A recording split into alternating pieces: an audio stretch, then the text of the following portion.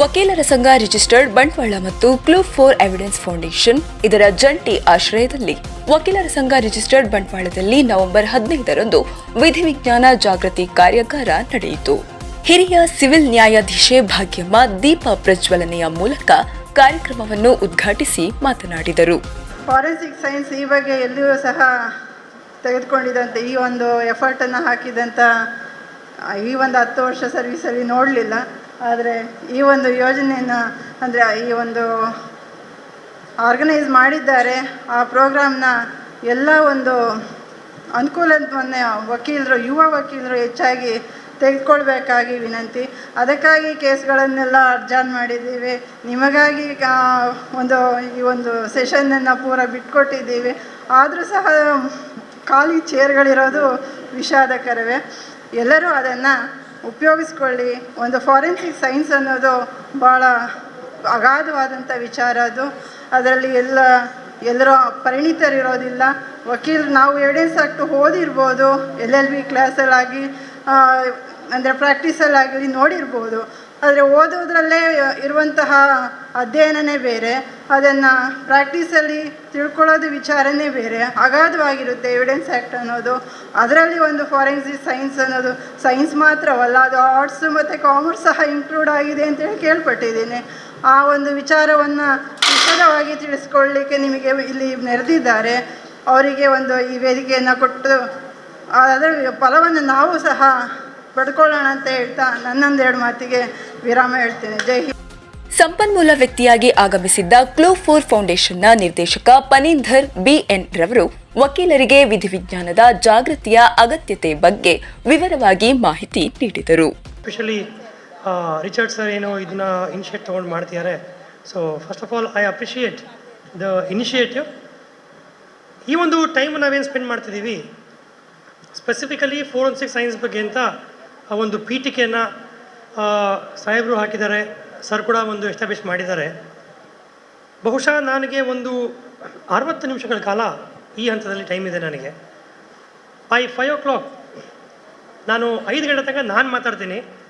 ಒಂದು 15 ನಿಮಿಷಗಳ ಕಾಲ ನಾನೇನು ಮಾತಾಡಿರ್ತೀನಿ ಅದ್ರ ಬಗ್ಗೆ ಇರುವಂಥ ಪ್ರಶ್ನೆ ಅಥವಾ ಅದು ಕ್ಲಾರಿಫಿಕೇಷನ್ಸ್ನ ತಗೋತಾ ಹೋಗೋಣ. ಮುಖ್ಯವಾಗಿ ಒಂದು ಪೀಠಿಕೆ ಹಾಕಬೇಕಾದ್ರೆ ಸರ್ ಮೆನ್ಷನ್ ಮಾಡಿದ್ರು, ಇತ್ತೀಚೆಗಾಗಿರುವಂಥ ಒಂದು ಅಮೆಂಡ್ಮೆಂಟ್ ಪ್ರಕಾರ, ಕ್ರಿಮಿನಲ್ ಲಾಗಳ ಒಂದು ಅಮೆಂಡ್ಮೆಂಟ್ ಪ್ರಕಾರ ಯಾವುದೇ ಒಂದು ಕ್ರೈಮ್ಗೆ 7 ವರ್ಷಕ್ಕಿಂತ ಹೆಚ್ಚಾಗಿ ಪನಿಷ್ಮೆಂಟ್ ಇದೆ ಅನ್ನೋ ಪಕ್ಷದಲ್ಲಿ ಕಂಪಲ್ಸರಿಯಾಗಿ ಫೋರೆನ್ಸಿಕ್ ಟೀಮ್ ಅನ್ನೋದು ಅಲ್ಲಿ ಹೋಗಿ ಎಕ್ಸಾಮಿನೇಷನ್ ಮಾಡಿರಬೇಕು ಅಥವಾ ಫೋರೆನ್ಸಿಕ್ ರಿಪೋರ್ಟ್ನ ತಗೊಳ್ಳೇಬೇಕು ಅಂತ ಇವತ್ತಿನ ದಿನ ಒಂದು ಲಾ ಪಾಸ್ ಆಗಿದೆ.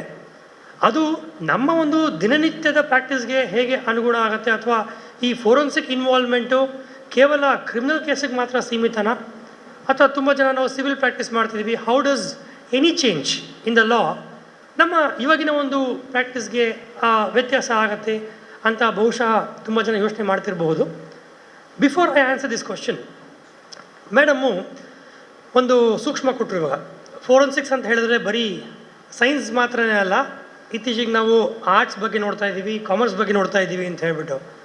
ಹಾಗಿರಬೇಕಾದ್ರೆ ನನ್ನ ಪ್ರಶ್ನೆ ಬಹುಶಃ for all the audience here, ನಿಮ್ಮ ಪ್ರಕಾರ ಫೋರೆನ್ಸಿಕ್ ಸೈನ್ಸ್ ಅನ್ನೋ ಒಂದು ವರ್ಡ್ಗೆ ಇವಾಗಿರುವಂಥ ಅಂಡರ್ಸ್ಟ್ಯಾಂಡಿಂಗ್ ಏನು ಅಂತ? ನಿಮ್ಮ ಪ್ರಕಾರ ಫೋರೆನ್ಸಿಕ್ ಸೈನ್ಸ್ ಅಂದರೆ ಏನು? Anybody want to answer?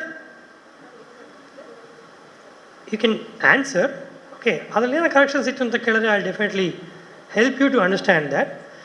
ಇವಾಗಿನ ಒಂದು ಮಾಹಿತಿ ಪ್ರಕಾರ, ನಿಮ್ಮ ಪ್ರಕಾರ ಫೋರೆನ್ಸಿಕ್ ಸೈನ್ಸ್ ಅಂದರೆ ವಿಧಿ ವಿಜ್ಞಾನ ಅಂದರೆ ಏನು?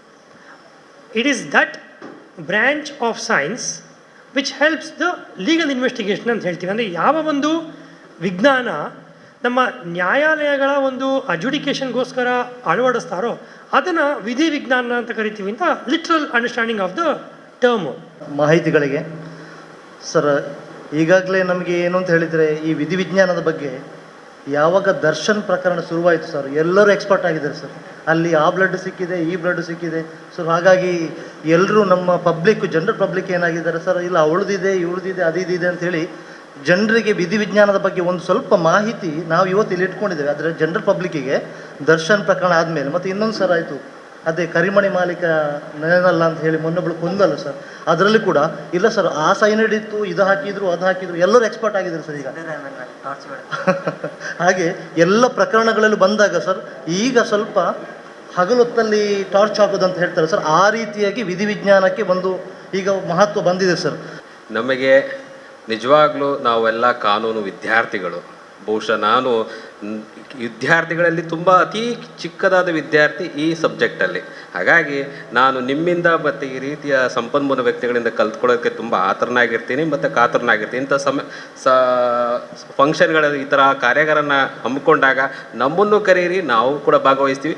ಸಾಧ್ಯ ಆದಷ್ಟು ಕಲಿಯೋದಕ್ಕೆ ಪ್ರಯತ್ನ ಪಡ್ತೀನಿ ಅಂತ ಹೇಳಿ ನಾನು 2 ಮಾತು ಮುಗಿಸ್ತೀನಿ. ನಮಸ್ಕಾರ. ಬಂದಿದ್ದಾರೆ ಸರ್, ಪಾಪ ಒಳ್ಳೆ ನಮಗೋಸ್ಕರ ಫ್ರೀಯಾಗಿ ಅವರು ಟೈಮ್ ತಗೊಂಡು ನಮಗೆ ಒಳ್ಳೆ ಆರ್ಗನೈಸ್ ಮಾಡಿ ಬಂದಿದ್ದಾರೆ. ಬಟ್ ಅವರಿಗೆ ಪ್ರೆಸೆಂಟ್ ಮಾಡಲಿಕ್ಕೆ ಸಮಯ ಸಾಕಾಗಲಿಲ್ಲ ಸರ್. ಇನ್ನು ಮುಂದೆ ನಮಗೆ ಅವಕಾಶ ಸಿಕ್ಕಿದರೆ ಒಂದು ಅರ್ಧ ದಿವಸ ಒಂದು ಸೆಷನ್ ಎಲ್ಲರಿಗೂ ಒಟ್ಟಿಗೆ ಮಾಡುವಂಥ ಅವಕಾಶ ಸಿಕ್ಕಿದರೆ ತಾವು ದಯವಿಟ್ಟು ನಮ್ಮ ವಕೀಲರ ಸಂಘಕ್ಕೆ ಬರಬೇಕಾಗಿ ತಮ್ಮಲ್ಲಿ ವಿನಂತಿಸ್ತೇನೆ. ಹಾಗೂ ಇವತ್ತು ಹೆಚ್ಚಿನ ವಕೀಲರು ಇವತ್ತು ಈ ಕಾರ್ಯಾಗಾರಕ್ಕೆ ಬಂದಿದ್ದೀರಿ. ಎದುರಿನಲ್ಲಿ ಚೇರ್ ಖಾಲಿ ಇತ್ತು, ವಕೀಲರೆಲ್ಲ ಹಿಂದಿಂದ ಕೂತ್ಕೊಂಡ್ರೆ ಏನು ಕಾರಣ ಅಂತ ಕೇಳಿದರೆ ಅಲ್ಲಿ ಫ್ಯಾನ್ ಗಾಳಿಯಲ್ಲಿ ಬರುತ್ತೆ, ಇಲ್ಲಿ ಗಾಳಿ ಬರಲ್ಲ ಅಂತ. ಇನ್ನು ಅಲ್ಲಿ ಚೇರ್ಗಳನ್ನು ಇನ್ನು ಹತ್ಲಾಗಿಟ್ಟರೆ ಇಲ್ಲಿ ತುಂಬ ಜನ ಕಾಣ್ತಾರೆ ಅಲ್ವಾ ಸರಿ. ಹೆಚ್ಚುವರಿ ಸಿವಿಲ್ ನ್ಯಾಯಾಧೀಶ ಕೃಷ್ಣಮೂರ್ತಿ ಎನ್ರವರು ಕಾರ್ಯಕ್ರಮದಲ್ಲಿ ಗೌರವ ಉಪಸ್ಥಿತರಿದ್ದರು. ವಕೀಲರ ಸಂಘ ರಿಜಿಸ್ಟರ್ಡ್ ಬಂಟ್ವಾಳದ ಅಧ್ಯಕ್ಷರು ರಿಚರ್ಡ್ ಕೋಸ್ತಾ ಎಂರವರು ಕಾರ್ಯಕ್ರಮದ ಅಧ್ಯಕ್ಷತೆಯನ್ನು ವಹಿಸಿ ಸ್ವಾಗತಿಸಿದರು. ವೀರೇಂದ್ರ ಎಂ ಸಿದ್ದಕಟ್ಟೆ ಧನ್ಯವಾದವಿತ್ತರು. ರವೀಂದ್ರ ಕುಕ್ಕಾಜಿಯವರು ಕಾರ್ಯಕ್ರಮ ನಿರೂಪಿಸಿದರು.